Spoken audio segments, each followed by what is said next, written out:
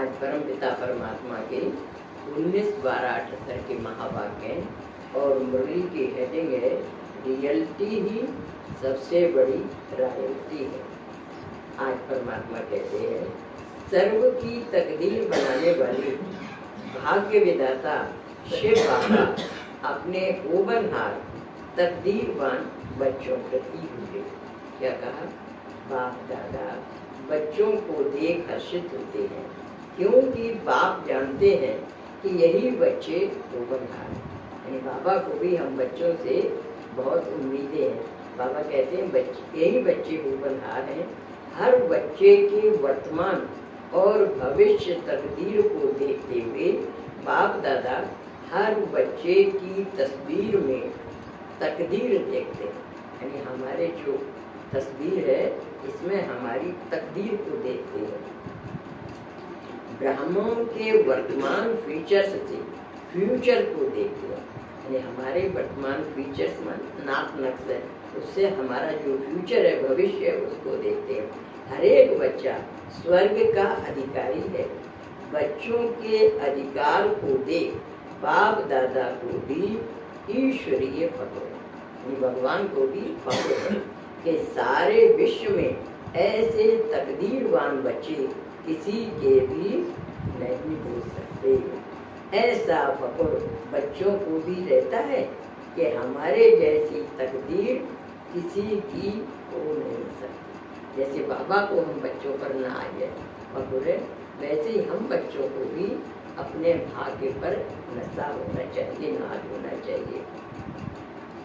बाप दादा आज विशेष रूप से हर बच्चे में एक विशेषता देख रही है कि हर एक में रियलिटी की रॉयल्टी कहाँ तक आई है। रियलिटी ही रॉयल्टी है, यानी जो हमारा वास्तविक स्वरूप है वही हमारा शाही बना है। इससे बड़ी रॉयल्टी और कोई नहीं है। रॉयल्टी किन बातों की, वह रियलिटी किस बात की? पहले अपने स्वरूप की रियलिटी। नहीं, बाबा एक एक पॉइंट बता रहे हैं कि पहले अपने स्वरूप की हम क्या हैं। अभी तक अज्ञान काल में क्या थे, बॉडी को ही मैं समझते थे। अब समझ में आया कि बॉडी तो रहने का मकान है या कार है, मैं इसमें रहने वाली आत्मा। तो रियलिटी की किन बातों की या रियलिटी किस बात की? पहले अपने स्वरूप की रियलिटी। अगर रियलिटी अर्थात अपने असली स्वरूप की सदा स्मृति है तो स्वरूप की रियलिटी से इस स्थूल सूरत में भी अलौकिक रॉयल्टी नजर आएगी। यानी अगर हमेशा हम सोल कॉन्शियस की स्मृति में रहती है तो जो बॉडी कॉन्शियस वालों का परफॉर्मेंस होता है, एटीट्यूड होता है, उससे सोल कॉन्शियस वालों का अलग होता है। तो बाबा कह रहे हैं तो अलग से ही अलौकिकता दिखाई देगी। जो भी देखेंगे उनके मुख से यही निकलेगा कि यह इस दुनिया के नहीं है, लेकिन अलौकिक दुनिया के फरिश्ते हैं, अथवा यह स्वर्ग का कोई देवता उतरा है। ऐसे रॉयल्टी से अनुभव होगा। पहली बात सोल कॉन्सेप्ट समझने से हमारा अलौकिक जीवन दिखाई देगा और रॉयल्टी दिखाई देगी लोगों को। दूसरी बात, स्मृति में भी रियलिटी, अर्थात एक बाप दूसरा न कोई। याद भी हमको किसको करना है? एक परमात्मा को। तो स्मृति में भी रियलिटी अर्थात एक बाप दूसरा न कोई। इस रियलिटी की स्मृति से कर्म में या बोल में रॉयल्टी दिखाई देगी। हर कर्म सत्य अर्थात श्रेष्ठ होने के कारण जो भी संपर्क में आएंगे उन्हें हर कर्म में बाप समान चरित्र अनुभव होंगे। हर बोल में बाप के समान अथॉरिटी और प्राप्ति की अनुभूति होगी। अर्थात हर बोल समर्थ अर्थात फल देने वाला होगा। यानी उनके मुख से कभी भी कमजोरी का या निराशा का, दुख का शब्द नहीं निकलेगा। हर कर्म और हर बोल कैसा होगा? समर्थ होगा, अर्थात फल देने वाला होगा, जिसको कहा जाता है तत्ववचन महाराज। तीसरी बात, ऐसे कर्म और बोल में रियलिटी की रॉयल्टी होगी, यानी स्मृति में और आत्मिक स्मृति में और परमात्मा की स्मृति में बता दिया। अब तीसरी बात क्या बता रहे हैं बाबा? कर्म और बोल में रियलिटी की रॉयल्टी होगी, उनका संपर्क अर्थात संग रियल होने के कारण पारस का कार्य करेगा। जैसे कहावत है ना, पारस मणि को लोहे से छुआ दो तो लोहा भी सोना हो जाता है। तो ऐसे ही उनका बोल और कर्म रियलिटी की रॉयल्टी होगी, उनका संपर्क अर्थात संग रियल होने के कारण पारस का काम करेगा। जैसे पारस लोहे को परिवर्तन कर देता है, ऐसे रियलिटी की रॉयल्टी वाली आत्मा का संग असमर्थ को समर्थ बना देगा। यानी किसी के मन में निराशा होगी या नहीं कर सकता हो तो उसको भी उमंग उत्साह मिला करके एनर्जेटिक बना देगा, अर्थात नकली को असली बना देगा। ऐसी आत्मा के रियल और रॉयल नैन अर्थात दिव्य दृष्टि जादू की वस्तु समान काम करेंगे। यानी जो नेत्र हैं तो वे कैसे होंगे? जादू की डिप्टी के समान काम करेंगे। अभी अभी मुक्ति के स्टेज की अनुभूति और अभी अभी जीवन मुक्ति के स्टेज की अनुभूति, यानी उनके दिमाग में परम धाम रहेगा तो वो क्या रहेगा? मुक्ति की स्टेज, और जीवन मुक्ति शरीर में रहते हुए भी जीवन मुक्ति की स्टेज रहेगी।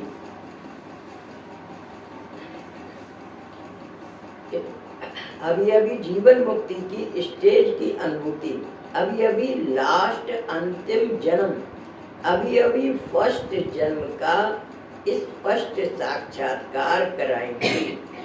अभी अभी अति दुखी स्टेज और अभी अभी अति सुखमय जीवन का अनुभव कराएंगे।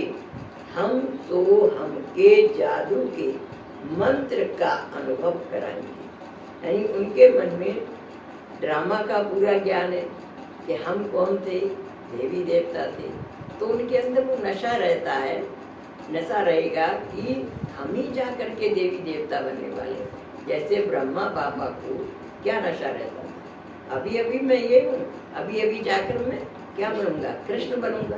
तो खगियाँ मारता था, डांस करता था, तो ऐसे उनको भी ये नशा रहेगा, ये चोला छोड़ा और जाके मैं छोटा सा बच्चा बनूंगा।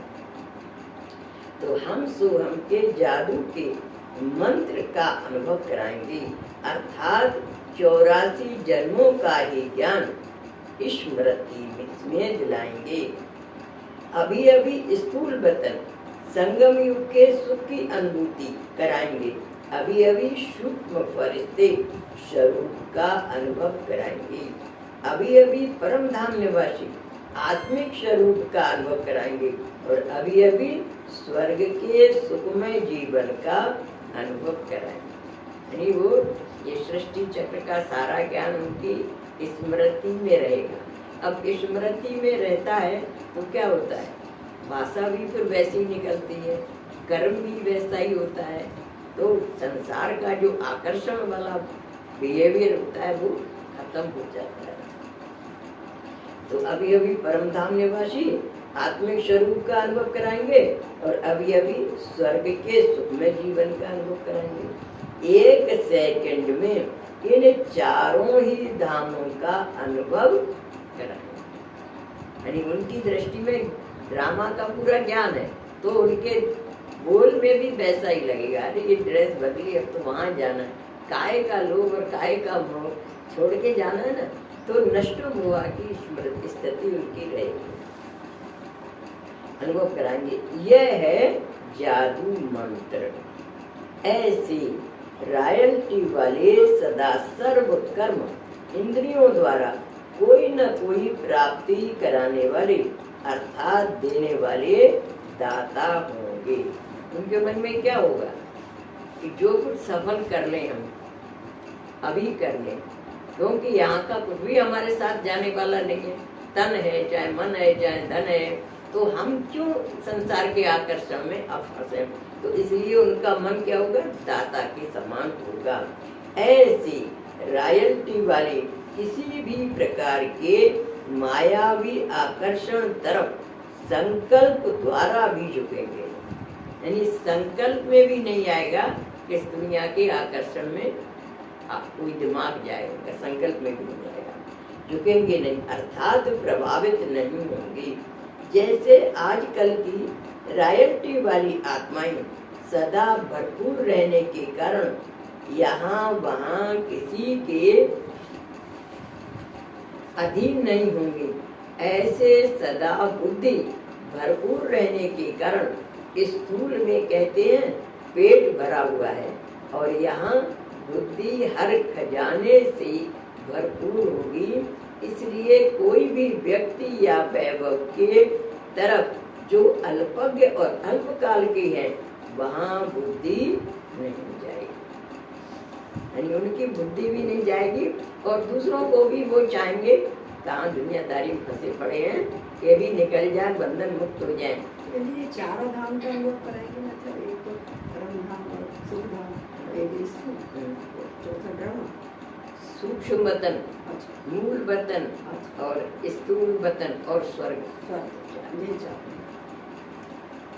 तो खजाने स्थूल में कहते हैं ना पेट भरा हुआ है, और यहाँ बुद्धि हर खजाने से भरपूर होगी।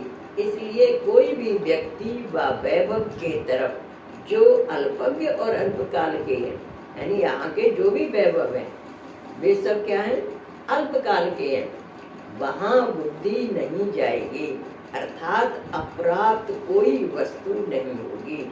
जो लेने के लिए कहाँ नजर जाए, उनके नयनों में सदा बिंदु रूप बाप ही समाया हुआ है, यानी परमात्मा की याद ही उनके नयनों में समाई हुई होगी। यह है रॉयल्टी अर्थात रियलिटी। यह देह भी रियल नहीं, देह ही रियल है। ये शरीर भी क्या है, रहने का, इस आत्मा के रहने का स्थान है, तो इसलिए ये देह भी रियल नहीं, देह ही जो आत्मा है वो रियल है। तो अपने आप से पूछो रियलिटी की रॉयल्टी कहाँ तक आई, यानी अपने आप को सोल कॉन्शियस समझने का कितना अभ्यास। जितना ज्यादा अभ्यास होता जाएगा ना, उतना अपने आप ही संसार की किसी व्यक्ति, वस्तु, वैभव किसी में भी आकर्षण नहीं होगा। नंबर बार होगी ना, मेरा नंबर कौन सा है यह चेक करो, फर्स्ट डिवीजन में है या सेकंड में है। थर्ड तो नहीं कहेंगे ना, तो बाबा अपने आप कह रहे हैं थर्ड तो नहीं कहेंगे ना। पंजाब का नंबर कौन सा है, सब फर्स्ट डिवीजन वाले हैं ना। अगर सेकंड में भी हो तो आज फर्स्ट में आ जाए। पंजाब वालों से बाबा वार्तालाप कर रहे हैं, तो कह रहे हैं अगर सेकंड में भी हो तो फर्स्ट में आ जाना। सेकंड नंबर वालों को अभी संगम युग में भी सर्व प्राप्ति की अनुभूति नहीं होगी। कोई प्राप्ति होगी, कोई नहीं होगी। जैसे कई कहते हैं शांति की अनुभूति तो होती है, लेकिन अतीन्द्रिय सुख का अनुभव नहीं है, यानी कुछ प्राप्ति है, कुछ नहीं है। खुशी की अनुभूति होती है, लेकिन शक्ति रूप की अनुभूति नहीं मिलती। फर्स्ट डिवीजन वाले को हर गुण की अनुभूति, हर शक्ति की अनुभूति होती, यानी जो आत्मा के सात सतोगुणी आत्मा है, तो सातों गुण उसके अंदर डोमिनेट करेंगे। मतलब जो फर्स्ट डिवीजन वाला, अभी उस दिन पहले मालूम में था ना, जिसके अंदर अष्ट शक्तियाँ हर समय इमर्ज होंगी, वो आत्मा अष्ट रत्न में आए, यानी कोई भी कमताई अपने अंदर महसूस ना हो। तो शक्ति की भी अनुभूति होगी। अगर कोई भी कमी है अर्थात 14 कला है, सेकंड डिवीजन है, ऐसी आत्माएं अभी भी श्रेष्ठ प्राप्ति से वंचित रह जाती हैं और भविष्य में भी सतो प्रधान प्राप्ति के बजाय सतो प्राप्ति करती हैं। क्योंकि सतो प्रधान सतयुग और सतो माना त्रेतायुग। त्रेतायुग कहाँ से स्टार्ट होता है? 14 कला से, और सतो प्रधान माना 16 कला। तो जिनके अंदर 16 कला हुई ना, वे हर समय अपने आप को फुल फ्लैश समझे, संपन्न और भरपूर समझेंगे। जिनके अंदर थोड़ी कोई शक्ति की कमी है तो वो कमी वाली सतयुग से वंचित रह जाएंगे। कहाँ पर आएंगे? त्रेतायुग में आएंगे। तो बाबा कह रहे हैं कि भविष्य में भी सतो प्रधान प्राप्ति के बजाय सतो प्राप्ति करते हैं। सतो स्टेज होती है त्रेतायुग में। तो सेकंड डिवीजन को हो गए ना, तो त्रेता में आए तो मतलब सेकंड डिवीजन हो गए ना। फर्स्ट डिवीजन वाले राज्य के प्रकृति के सतो प्रधानता का सुख लेंगे और वह सतो का सुख लेंगे। जैसे मैं कई बार कहती हूँ, एसी का डिब्बा है और स्लीपर का डिब्बा है ना। एसी के डिब्बे में जो आराम महसूस होता है तो स्लीपर में नहीं होता है, हालांकि तकलीफ उसमें भी नहीं होती है।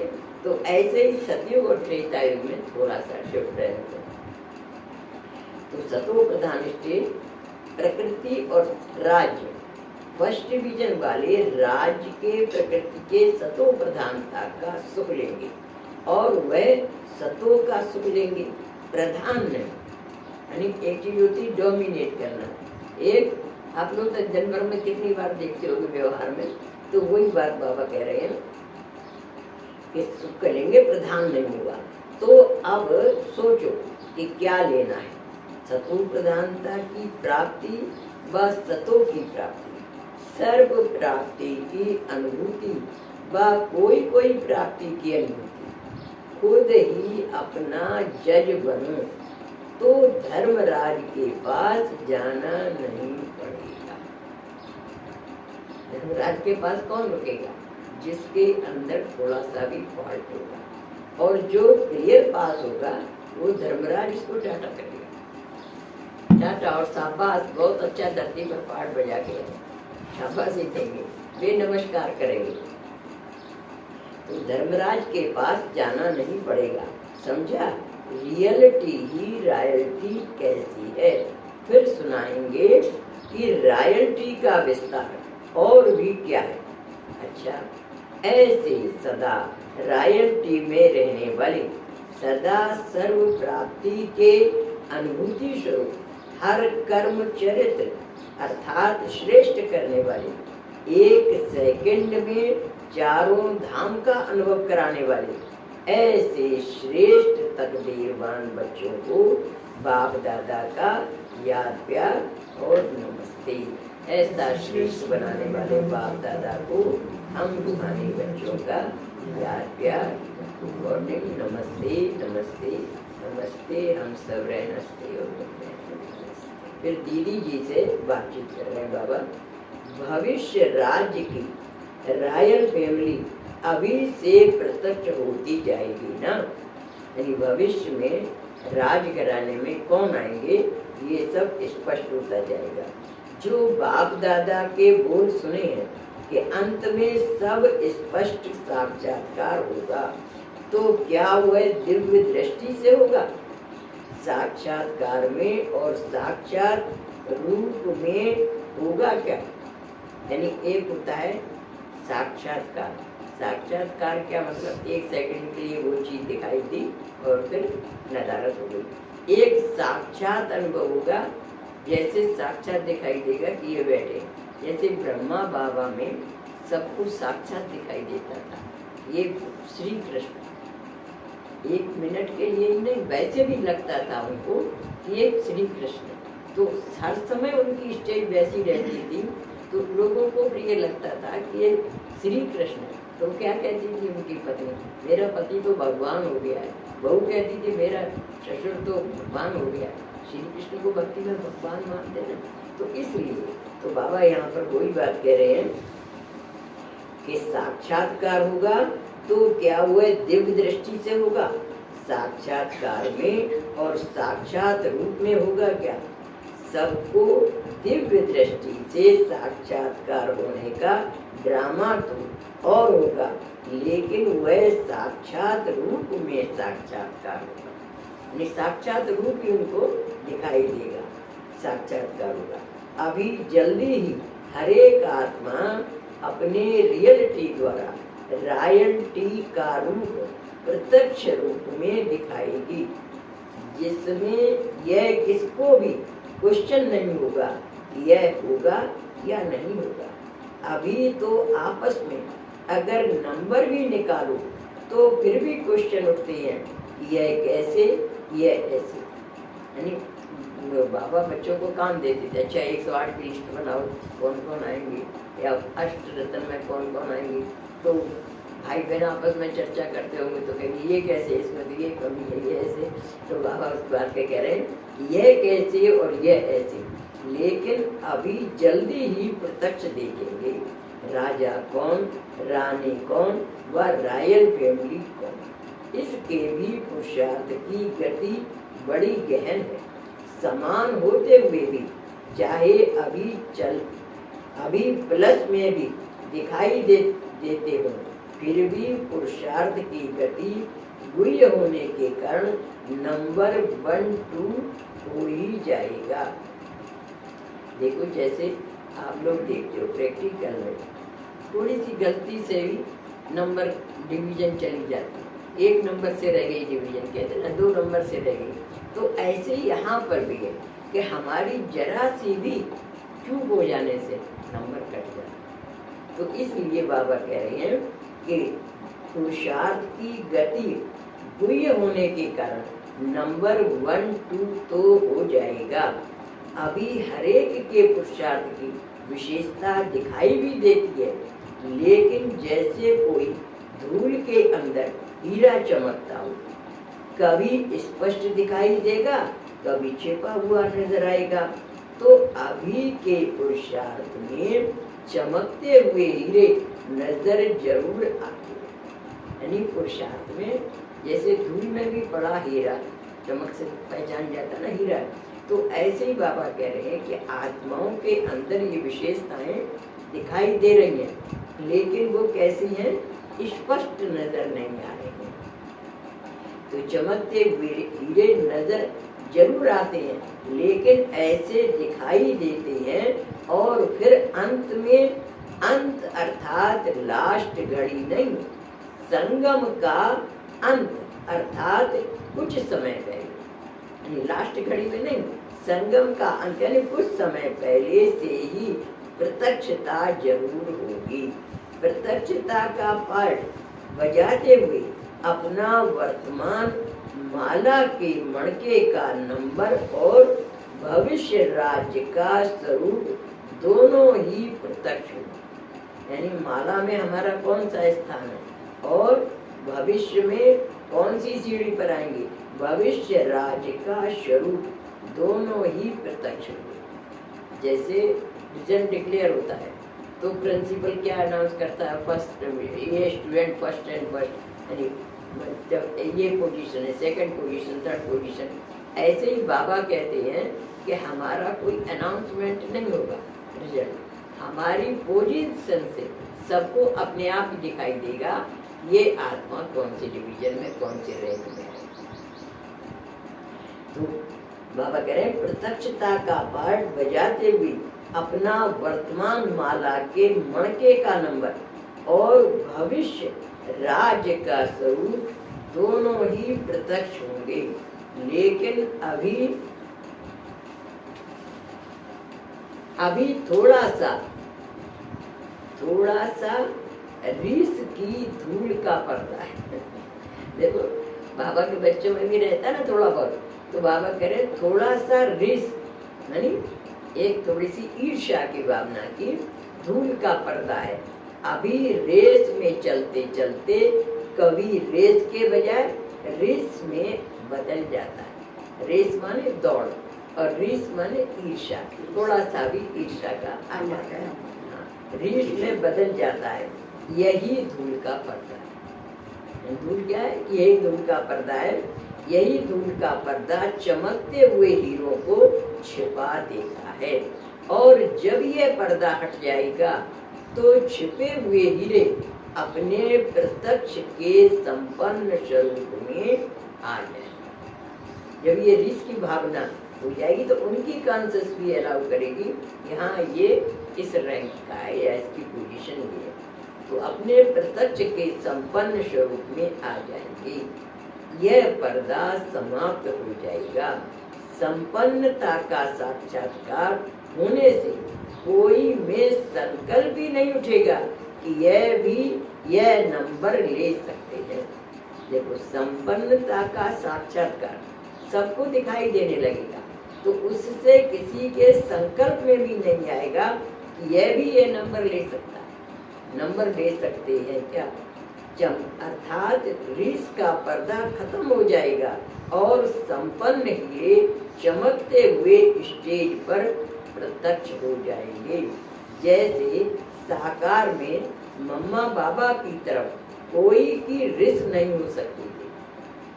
ब्रह्मा बाबा और मम्मा का रैंक शिव बाबा ने उसी समय डिक्लेयर कर दिया था, लेकिन मुंह से नहीं किया था। हर एक को साक्षात्कार होता था उनसे ऐसा। तो इस कारण से सभी ने उनको माँ के रूप में स्वीकार किया ना। यहाँ तक कि आप सोचिए कितनी कितनी बड़ी बुजुर्ग माताएं थी यज्ञ में, और मम्मा की उम्र तो कितनी थी? 17 साल की आई थी, 16-17 साल की उम्र, लेकिन सबने मम्मा कहा। ब्रह्मा बाबा भी मम्मा कहते थे। जिस माँ ने जन्म दिया वो माँ भी इसको बेटी को मम्मा कहती थी। ये सहेली थी काठमणि धारी, तो ये भी मम्मा कहती, सब मम्मा कहते थे। तो उनका परफॉर्मेंस वैसा रहा ना, उसकी वजह से सबने एक्सेप्ट किया। तो साकार में मम्मा और बाबा की तरफ कोई की रिस नहीं हो सकती थी ना। ऐसे नंबरवार इतने स्पष्ट होंगे जो कोई रिस कर ही नहीं सके। ऐसे रॉयल फैमिली अभी से ही रॉयल्टी में दिखाई देगी। यानी कौन परिवार में आएंगे, कौन एक्चुअल पद वाले होंगे, ये सब दिखाई देने लगेगा, रॉयल्टी में दिखाई देगी।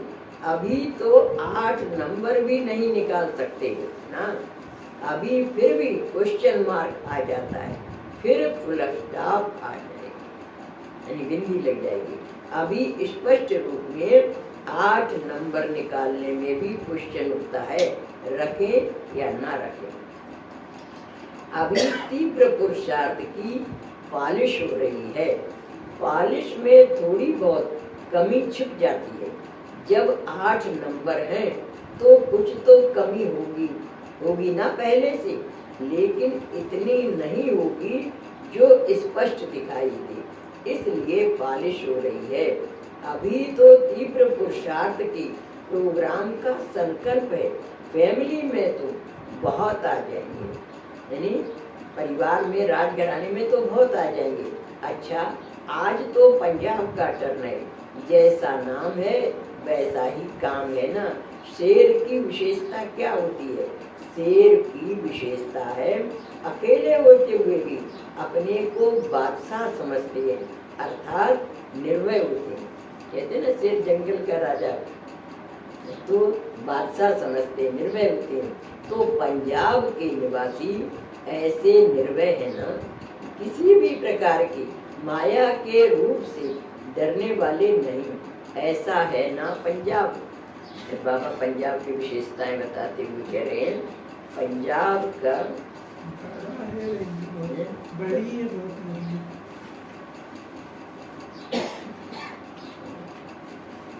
तो इसको और थोड़ा सा कर दो, 5 मिनट और, पंजाब का तो कर दो पूरा। तो पंजाब की धरनी का विशेष महत्व क्या है जानते हो क्या? पंजाब स्थापना के आदि में अपना विशेष शक्ति रूप का दृश्य अच्छा दिखलाया। अनेक प्रकार की हलचल में भी अचल रहे हैं, क्योंकि पंजाब की धरनी विशेष धर्म की धरनी है।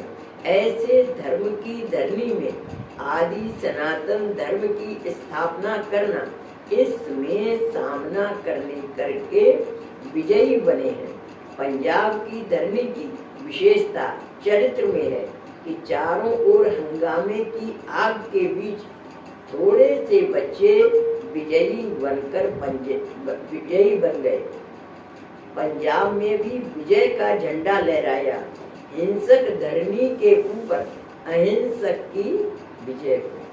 तो वहाँ की जो चंद्रमणि दादी थी, पंजाब की जो गेट, उनको बाबा क्या कहते थे? शेरे पंजाब कहते थे।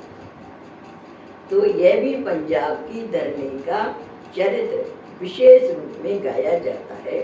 दूसरी विशेषता, पंजाब में नदियों का गायन ज्यादा है। ऐसे ही पंजाब में ज्ञान गंगाएं भी अधिक निकली हैं। आदि समय के हिसाब से पंजाब से ज्ञान नदियां भी ज्यादा निकली हैं और पंजाब की धरनी कन्यादान में श्रेष्ठ निकली।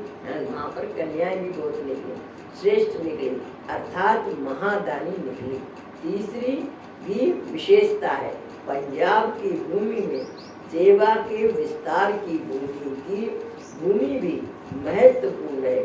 जैसे नदियों का पानी चारों ओर विस्तार से फैला हुआ है, वैसे पंजाब में भी सेवा केंद्रों का विस्तार अच्छा है। जगह जगह पर तीर्थ स्थान बनाए हुए हैं। महिमा सुनकर के खुश हो गए। बाबा बच्चे से कह रहे हैं, महिमा सुनकर खुश हो गए, सदा ही ऐसे खुश रहो। पंजाब का विस्तार देख बाप दादा खुश होते हैं। अभी क्या करना है? पंजाब की धरनी से नाम से काम करने वाली सार वाली आत्माएं निकालो, जिसका नाम सुनते अनेक आत्माएं अपना भाग्य बना सकें। ऐसी विशेष सेवा अभी और भी करनी है। सिर्फ सेवा निमित्त ऐसी विशेष आत्माओं का भी पाठ है। तो ऐसी आत्माओं को अब समर्थ संबंध में लाओ, संपर्क संबंध में लाओ। समझा? क्या करना है? बड़े आवाज से ललकार करो, छोटे आवाज से करते हो तो छोटा आवाज वहाँ के गुरुद्वारों के आवाज में छिप जाता है। छोटा आवाज सुनाई नहीं देता है, गुरुद्वारों के आवाज में छिप जाता है। अच्छा, चलो बस इतना ही करते हैं। ये पार्टियों से मुलाकात है।